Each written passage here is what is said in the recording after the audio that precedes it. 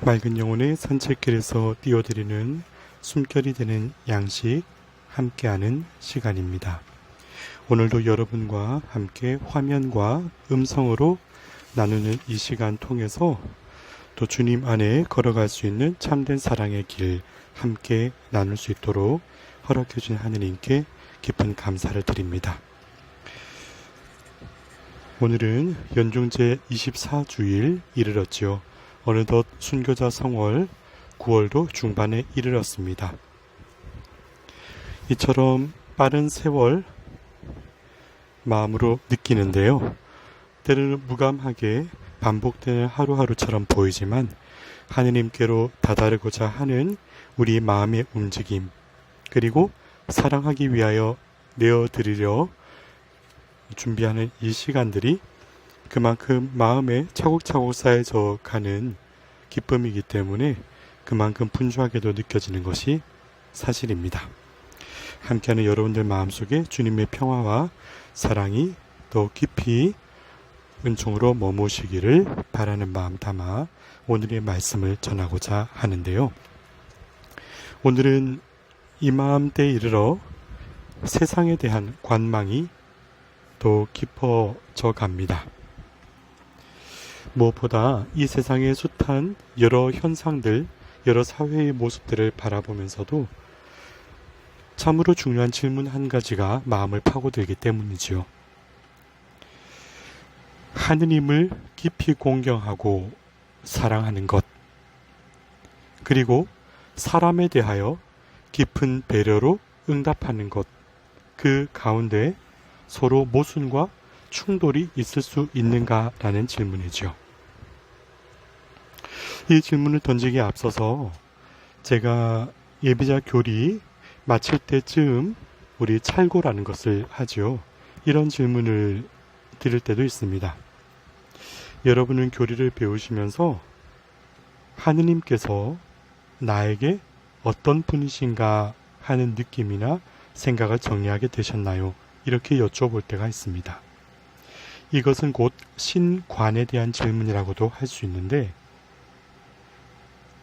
이는 우리 신앙 자체뿐만 아니라 하느님께 대한 내 자신의 내적인 마음가짐과 관계성이 내가 디디고서 살아가는 삶의 자리에서 이루는 관계에도 많은 영향을 미치기 때문에 중요하게 생각하는 거죠. 하느님이라는 이름, 그저 입술에 올리는 이름뿐인 것인가? 이것을 가리켜서 유명론이라고 그래요. 오직 유, 이름명, 그리고 논하다 논. 그러니까 그저 하느님은 이름에 불과하다는 논쟁, 그것을 유명론이라고 하죠. 그저 하느님은 나에게 그런 존재로 치부되는 것인가? 때로는 여러 모순들 가진 이 세상의 세태를 바라볼 때면 하느님 뜻과 말씀이 자기 중심적으로 해석되어도 되는가? 혹은 그 뜻과 말씀이 자기 명분의 합리화를 위한 도구로서 쓰여져도 되는가? 혹은 정치적 편향성을 더 뒷받침하는 그 무엇으로도 소용되어서야 되는가? 하는 질문을 마음으로도 참 떠올리게 된단 말이죠. 그러면 이 시점에서 참된 신앙이란 하느님께 대한 균형적이고 올곧은 믿음이 우리 교회 안에서 전해지도록 주님께서 허락해 주셨으니까 그 중심을 흐트러지지 않도록 우린 귀 기울여야 하지 않을까. 그러면서도 이 신앙은 주님께서 숨결을 불어넣어 주시고 함께 살아가도록 불림받은 우리 인간 사회의 질서도 우리는 잘 지켜가는 것이 함께 어우러져야 한다라는 것이죠. 곧 신앙은 하느님께 대한 믿음과 인간 사회의 행복과 그 길에 대하여 서로 배치되거나 배척하는 것이 아니라 말이죠. 오늘 로마서 14장 8절에 우리는 살아도 주님을 위하여 살고 죽어도 주님을 위하여 죽습니다. 그러므로 우리는 살든지 죽든지 주님의 것입니다 하고 우리의 내적인 믿음이 어디에 있어야 되고 삶은 어떻게 걸어가야 되는가 하는 기준을 제시해 주고 있습니다. 살든지 죽든지 주님의 것입니다.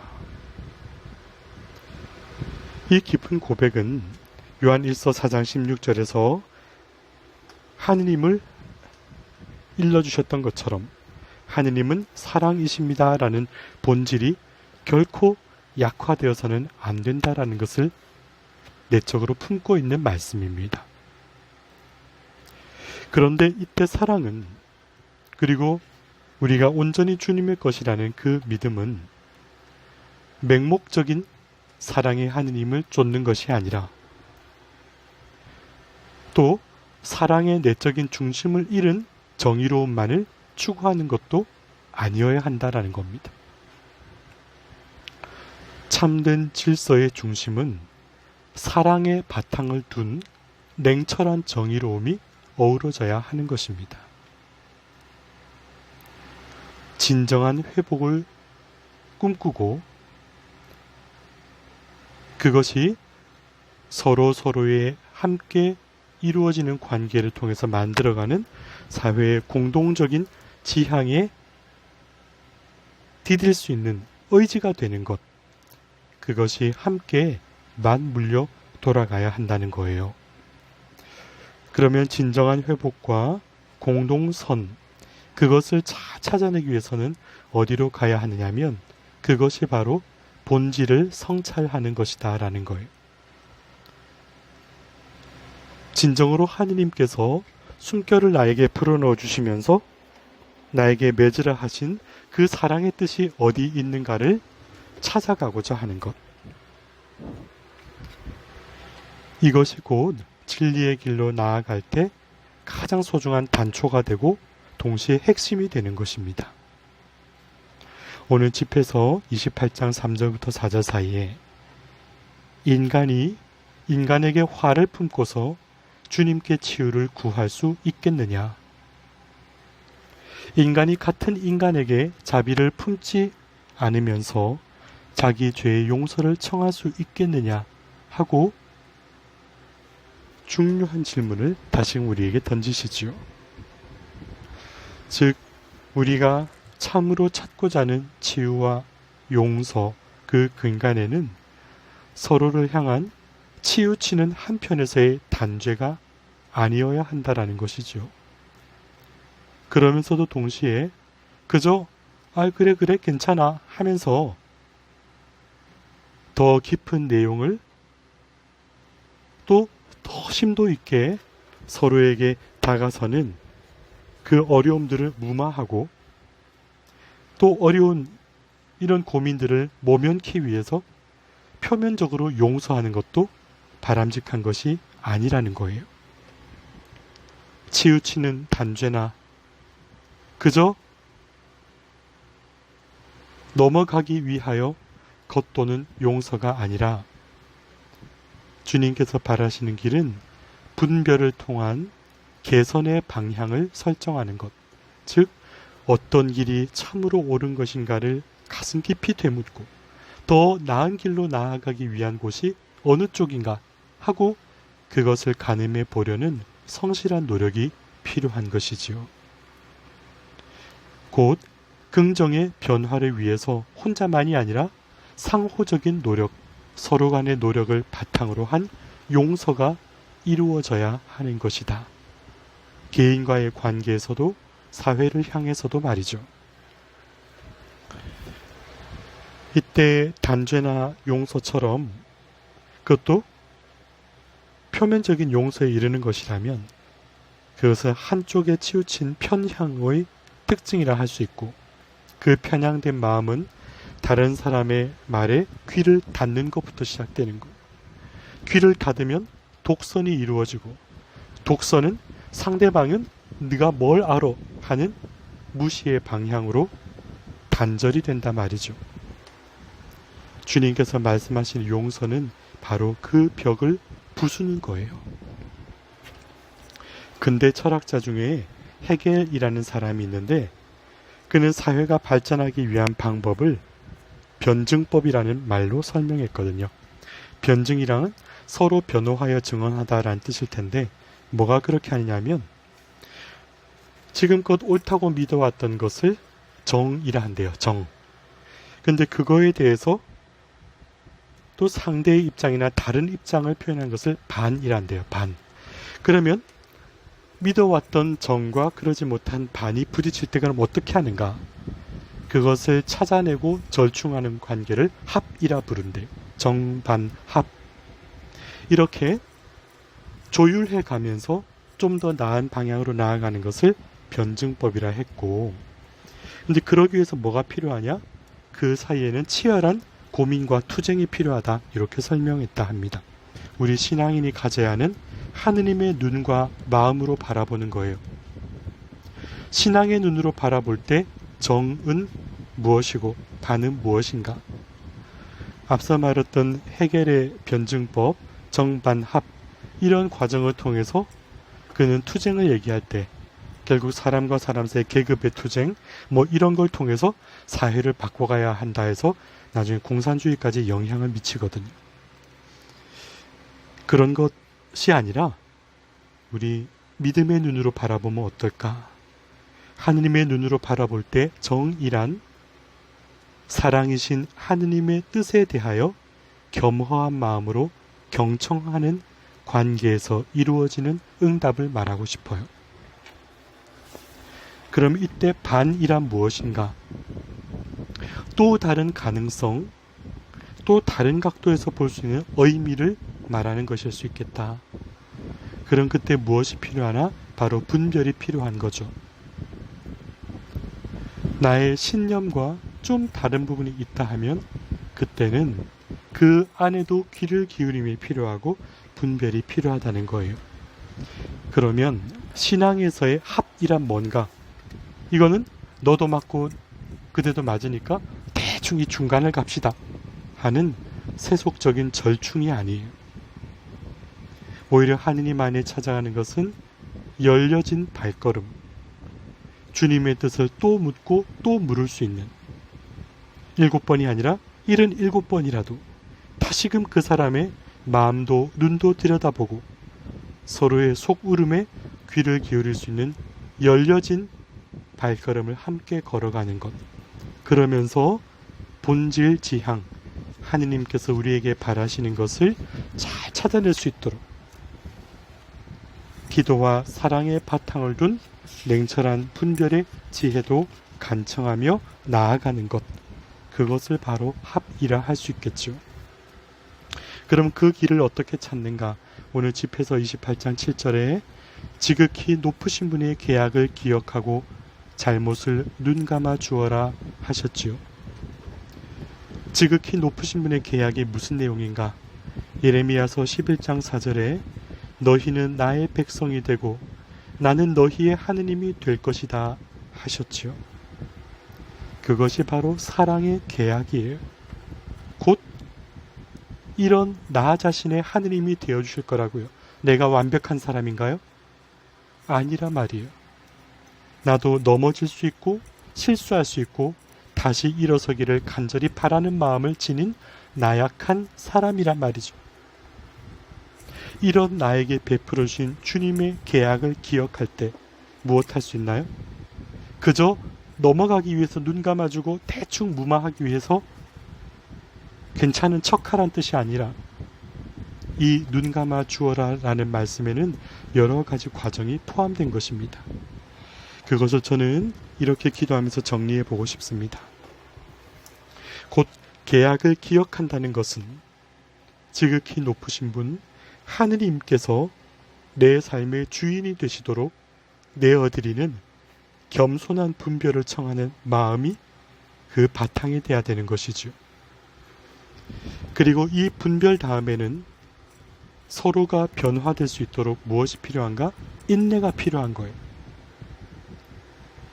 저마다의 다른 삶의 기준으로 부대껴온 과정이 있을 때 넌 잘못이야 하고 틀렸다라고 하는 것이 아니라 서로의 다름을 바라보되 주님 뜻 안에 더 나은 발전을 이룰 수 있도록 뭐가 필요하다고요? 인내가 필요하다고요. 그러면 그 인내의 내용에는 무엇이 순서인가 하면 바로 나부터의 긍정적인 진보를 위한 내디딤이 필요하다. 나부터 노력해야죠. 너는 왜 안 바뀌어? 그게 아니라. 그리고 그 내디딤에는 정성과 끈기가 필요하고 주님께 대한 믿음으로 의탁하는 것이 요구되는 것이지요. 절대 쉬운 일이 아닐 거예요. 서로가 부대끼고 부딪히고 넘어졌던 과정 속에 변화를 인내하고 나부터 내디디며 정성과 끈기를 놓지 않는 것. 그러나 중요한 것은 보이는 어떤 변화보다 보이지 않는 과정의 이해가 더 중요하다는 거예요. 얼마 전에 어느 프로그램에서 늘 좋은 아버지였고 늘 좋은 어머니고 늘 밝은 자녀들이 이루는 정말로 드림 패밀리, 그런 꿈같은 가정인데 그 중에 막내 아이가 나중에 솔직한 마음을 털어놓고 눈물이 고이는 모습을 보고 드디어 그 가정이 변화되기 시작하는 거예요. 늘 엄마 아빠의 힘겨운 모습을 보고 자기도 마냥 사랑받고 존중받고 싶은데도 자기 감정을 감추고 늘 밝고 명랑하게만 살려고 했던 고작 9살 어린 아들의 마음의 속내를 읽어주는 것이 얼마나 부족했던가. 엄마 아빠는 진정으로 사랑한다고 생각했었지만 그 아이가 겉으로 보여주는 공부를 싫어하고 이것저것 막 놀기 좋아하는 모습 속에 때로는 실망하기도 하고 염려하기도 하지만 한 가지를 몰랐다라는 것을 고백하지요. 바로 그 아이의 마음 깊이 들어있는 외로움과 자기 속마음을 이해하고 싶고 인정받고 싶어하는 그 따뜻함에 대한 갈구가 있었다는 것, 그 보이지 않는 것을 보지 못했단 말이죠. 이 보이지 않는 과정을 이해하게 될 때 마음이 움직이는 거예요. 그리고 자발적으로 변화를 이루는 기적이 일어나는 것이죠. 이 과정이 바로 진정한 궁극적인 용서가 아닐까요? 오늘 베드로 사도는 주님께 다가와 이렇게 질문을 던지지요. 몇 번이나 용서해 주어야 합니까? 마태복음 18장 21절의 이 고백, 몇 번이나, 그 한 구절에 사람이 지닌 마음의 한계와 상처를 바라보죠. 몇 번이나 라는 것, 영어로는 how much, how often이라 되어 있어요. 얼마나 많이, 얼마나 자주. 이 수량적 질문에는 뭐가 깔려 있나요? 자기의 경험이 깔려 있고 상처가 깔려 있단 말이에요. 왜? 또 그렇게 상처받고 싶지 않기 때문에. 그러나 주님께서는 오늘 그에 대하여 이렇게 대답하시지요. 7번이 아니라 77번까지라도 용서해야 한다. 77번까지라도. 이것은 내가 이만큼 충만한 숫자가 되었으면 되지 않느냐라고 스스로 지어버리는 숫자의 한계나 계산에 머물지 마라 하는 것이죠. 바로 내 마음이 정해놓은 그 상처의 벽을 부수어 버리라 하는 대답이시죠. 내 마음과 영혼이 진정으로 갈망하는 것이 무엇인가? 나도 사랑을 회복하고 싶고 사랑을 다시 얻고자 하는 마음이 아닐까라는 그 내적인 심장의 움직임에 주목하라 라는 뜻으로 받아들여지는 말씀입니다. 그러기에 오늘 마태복음 18장 35절에 자기 형제를 마음으로부터 용서하지 않으면 하늘의 내 아버지께서도 너희에게 그와 같이 하실 것이다. 주님께서 내 부족함을 단죄하신다는 뜻이 아니라 이 용서의 과정과 또 그 용서를 행하고자 하는 실질적인 변화의 체험 속에서 내가 비로소 하느님의 마음을 이해하고 하느님의 사랑을 닮아갈 수 있다라는 말씀입니다. 내가 하느님을 닮지 않고서 어떻게 하느님을 알아뵙고 하느님과 함께 할 수 있게 되겠습니까? 그러기에 오늘 이 말씀을 통하여 들려주시는 주님의 응답은 참된 용서는 용서하는 것이라는 말이 아니라 가슴 깊은 곳으로부터 하느님을 바라뵙고 하느님 앞에 선 나 자신을 인정하고 서로의 관계 속에 놓인 상처의 길, 그 소통을 가로막은 벽을 부술 수 있는 분별의 지혜와 사랑에 대한 기도와 그리고 인내를 의탁해야 될 참 믿음에 두어야 한다는 것을 일깨워 주는 것이라 하겠습니다. 그러기에 하느님께서 사랑이시라는 본질과 인간에 대한 사랑은 그 벽을 부수고 한쪽에 치우치지 않는 깊은 본질에 응답해 갈 때 결코 모순될 수도 충돌될 수도 없는 함께 아우러져가는 사랑의 길이라 말씀드릴 수 있습니다. 우리 어려운 시기를 보내면서 때로는 마음속에 감춰왔던 것을 표현하는 방법으로 인하여 갈등과 고충도 많은 가정의 이야기들을 듣게 되지만 서로 더욱 깊은 용서와 화해로 주님의 사랑을 그 가운데 모실 수 있는 외려 더 복되고 아름다운 시간으로 엮어갈 수 있는 은총을 여러분들이 가득 받으셨으면 좋겠습니다. 다시금 치유와 평화를 여러분들께 빌어드리는 기도의 마음도 함께 담아서 오늘 가슴에 새겼던 묵상을 아낌없이 내어드립니다. 맑은 영혼의 산책 채널을 위해서 띄워드리는 숨결이 되는 양식이 주님의 복된 사랑을 닮아갈 수 있는 초대의 길이 될 수 있기를 기도드린 마음 담아 정성을 다해 전해드립니다.